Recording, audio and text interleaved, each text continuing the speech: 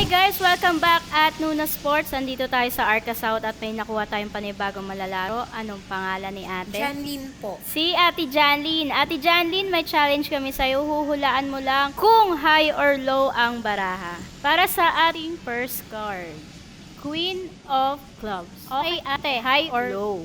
Low. Low. Tama ba ang hula ni ate?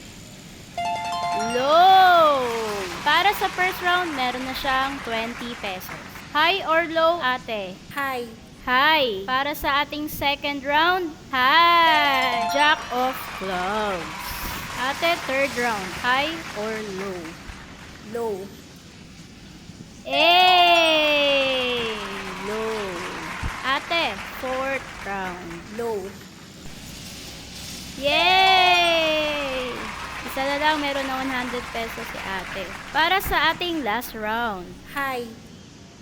Queen of Hearts. Dahil dyan ate, meron kang 100 pesos. Bye guys!